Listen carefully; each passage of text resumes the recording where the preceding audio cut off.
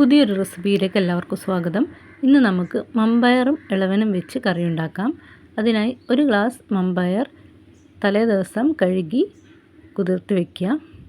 പിറ്റേ ദിവസം അത് വെള്ളത്തോടൊപ്പം കുക്കറിലേക്ക് ഇട്ട് കൊടുത്ത് പാകത്തിന് ഉപ്പും മഞ്ഞൾപ്പൊടിയും മുളക് പൊടി, കുറച്ച് ജീരകം പൊടിച്ചതും, ഒരു തക്കാളി, കുറച്ച് പച്ചമുളകും ചേർത്ത് ഒന്ന് വേവിച്ചെടുക്കണം. വെന്ത് അലിഞ്ഞു പോവാതിരിക്കാൻ നോക്കണം. അങ്ങനെ നമ്മുടെ മമ്പയർ ഇവിടെ വെന്ത് കിട്ടിയിട്ടുണ്ട്. ഇനി ഒരു കഷ്ണം ഇളവനൂടെ എടുത്തു വെച്ചിട്ടുണ്ട്.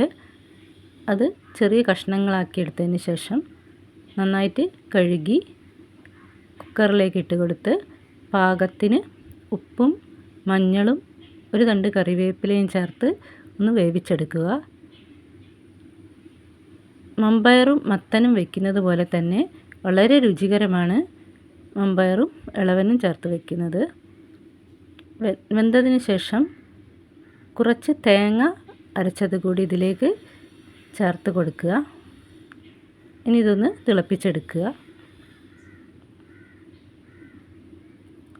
അങ്ങനെ നമ്മുടെ കറി ഇവിടെ റെഡി ആയിട്ടുണ്ട്. ഇനി ഇതിലേക്ക് പാകത്തിന് കുറച്ച് വെളിച്ചെണ്ണയിൽ കടുകും ഉള്ളിയും കൂടി വറുത്ത് കോരാവുന്നതാണ്.